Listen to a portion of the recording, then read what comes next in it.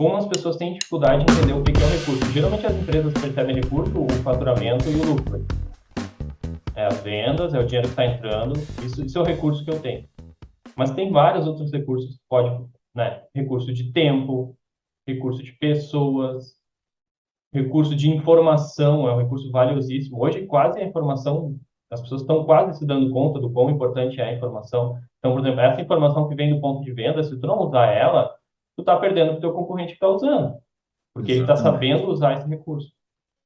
Então, assim, tem toda uma. O próprio dono faz aquela visão, espécie do comandante Rolim da TAM, antigo, que vai até o consumidor, vai até a pessoa e valoriza o atendente, valoriza as pessoas, cumprimenta e escuta.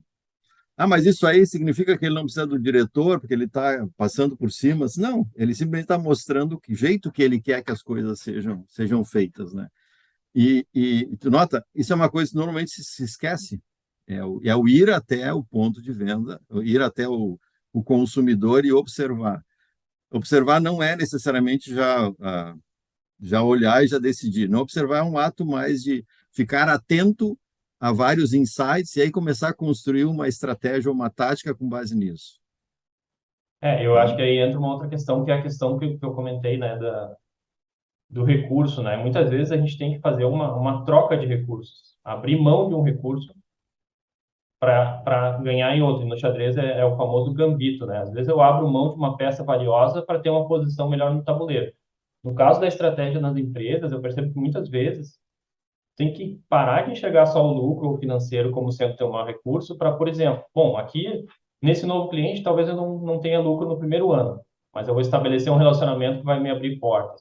Ah, mas o meu presidente não pode ir lá na farmácia, ele está perdendo o tempo dele, que é valiosíssimo. Ah, mas ele está ganhando em informação. E aí eu vejo que talvez o maior erro nesse momento de incerteza estratégico seja não se dar o tempo de parar, pensar, pedir uma ajuda externa de olhar estratégico para entender o que vai acontecer ano que vem e quais são as diretrizes que eu devo seguir e tal. E aí, Arceu, a gente volta lá para a questão do planejamento estratégico, né, que é um serviço da SK e que ajuda justamente nesse ponto, né? Olha, o planejamento estratégico ele tem que acompanhar necessariamente todo esse contexto.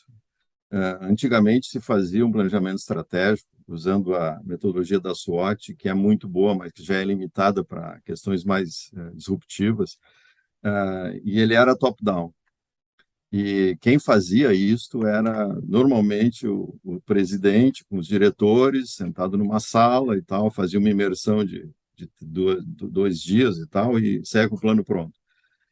Quando tu pegava o orçamento de um ano para o outro, ele era a mesma coisa com crescimentos. Então, o orçamento ele não apresentava isso, tu disse, não tinha nenhuma linha no centro de custo que reduzia o seu valor, né? Tu acabava crescendo praticamente em todos. Então, isso significa o quê? Um jeito de lidar com a empresa de maneira que vai inchando, né?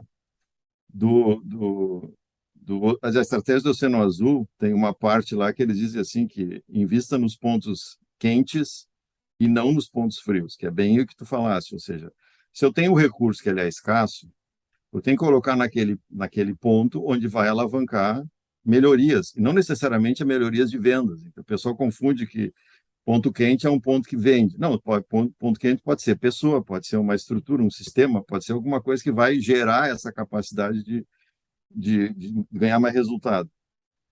Então, aí é que entra a questão. O planejamento estratégico ele transcende a hierarquia, ele tem que envolver também os sócios e até os familiares, os sucessores.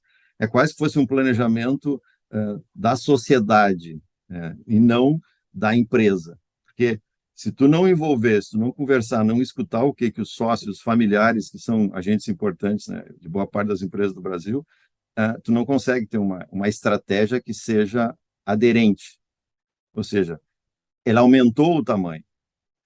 Então, assim, aquilo que vai ser comprado, quando eu digo comprado, que vai ser aceito como verdade, tem que fazer sentido para as partes interessadas todas, inclusive meio ambiente, inclusive a sociedade, a comunidade. Então, nota, os stakeholders, eles passam a ser bem mais importantes nesse negócio. E aí tem uma outra coisa que às vezes não se dá conta, é que toda empresa está dentro de uma cadeia produtiva. E que também não é papel dela achar que ela é o rei de todo. Que não, na realidade, ela depende de vários fornecedores e vários parceiros. Então, o planejamento estratégico implica também em olhar as parcerias. Nota. Então, assim, ele deixou de ser uma coisa assim, uma coisa eu estou fazendo uma redução, deixou de ser um fato de sentar e colocar, não, tu tem que ter um olhar mais abrangente, um olhar fora da caixa mesmo para conseguir enxergar. E também, aquilo que eu falei no início, tem que olhar muito para dentro, porque dentro existem gargalos, existem pontos críticos que precisam ser melhorados de forma urgente, não dá para esperar o planejamento. Às vezes, a melhor decisão é adiar uma decisão ou abrir caminhos para que tu possa ter mais opções para decidir. Então, por exemplo, vou apostar tudo aqui nessa ferramenta que vou instalar e vai melhorar a empresa e tal. Tá, mas e daqui a um ano, se a situação piorar no teu cenário, na tua cadeia produtiva, como é que fica? Não, daí eu tenho que fechar a empresa. Tá, então tu não tá tomando, não é uma boa estratégia, porque é o tudo ou nada, né? Às vezes tu vai ter que tomar uma estratégia dessa forma, mas geralmente a melhor estratégia é aquela que te dá mais opções.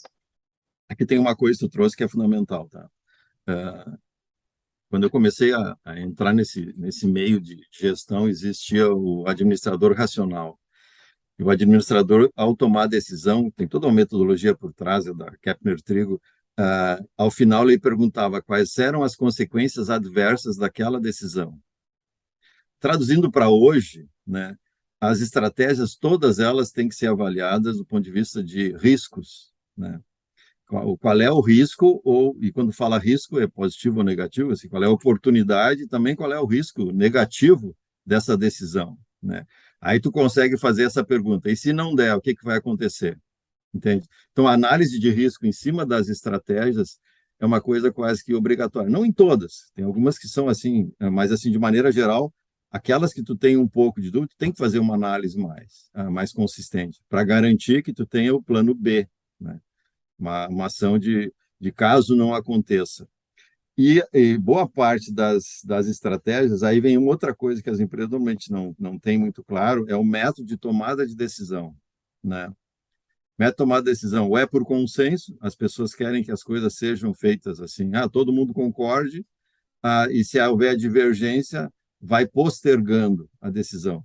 Na realidade, nota, então, isso é questões de governança. Então, como é que eu posso tomar uma decisão? Porque o não tomar a decisão, às vezes, atrasa todo o processo. Assim como tomar errado também gera um problema. Então, tu acaba mexendo em várias coisas. Então, nota que o planejamento estratégico, ele não olha só para os processos, ele olha para as combinações, o jeito da empresa atuar, olha para essa visão maior. Tem que fazer isso aqui. Se não fizer, a probabilidade de ele não ser efetivo como deva ser é grande.